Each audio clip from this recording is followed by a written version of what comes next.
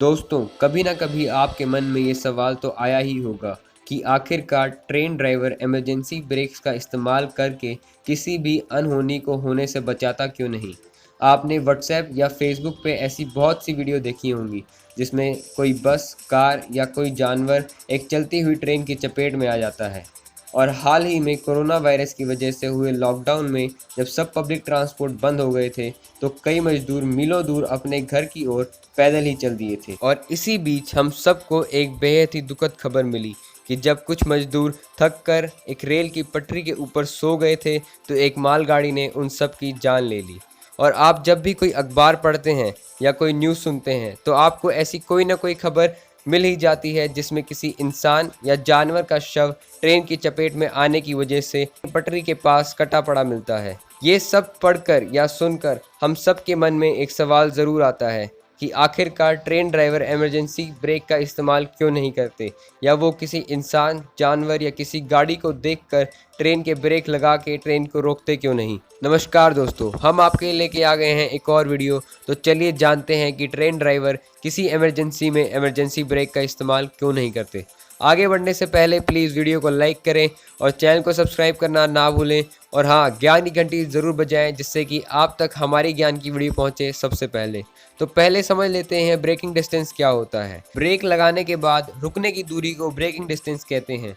आपने देखा होगा किसी साइकिल या मोटरसाइकिल को हम बहुत ही कम दूरी के अंदर रोक लेते हैं, जबकि किसी कार, बस या ट्रक को रुकने के लिए थोड़ी लंबी दूरी तय करनी पड़ती है। जैसा कि आप जानते ही हैं कि ट्रेन बहुत ही स्पीड में चलती है और उसके पीछे लगभग 20 से 25 डब्बे लगे होते हैं और वो सारे डब्बे लोगों से भरे होते हैं और उस ट्रेन की स्पीड 100 किलोमीटर प्रति घंटा से भी ज़्यादा होती है। तो अब अगर ट्रेन ड्राइवर इमरजेंसी ब्रेक लगाता है तो उस ट्रेन को सुरक्षित रोकने के लिए कम से कम 800 से 900 मीटर की दूरी तय करनी ही पड़ेगी। और अब अगर बात करें मालगाड़ी की, तो उसमें 4-4.5 टन माल भरा होता है और अगर वो 70 किलोमीटर प्रति घंटा की स्पीड से दौड़ रही हो तो उसको रोकने के लिए कम से कम 1 किलोमीटर से ज़्यादा दूरी तय करनी पड़ेगी। तो किसी भी दुर्घटना को रोकने के लिए ड्राइवर को कम से कम 1 किलोमीटर पहले इमरजेंसी ब्रेक लगाने पड़ेंगे और ऐसा करना लगभग नामुमकिन है, क्योंकि आमतौर पर 1 किलोमीटर आगे का दृश्य कभी कभी और बहुत मुश्किल से ही दिखता है। और अगर ट्रेन किसी शहर में है तो आसपास की बिल्डिंग और पेड़ पौधों की वजह से ये काम और भी मुश्किल हो जाता है। कोई भी आम इंसान सर्दी के समय धुंध के कारण काफ़ी कम दूरी तक का देख सकता है और इसी वजह से ट्रेन ड्राइवर ट्रेन को बहुत कम स्पीड में चलाता है।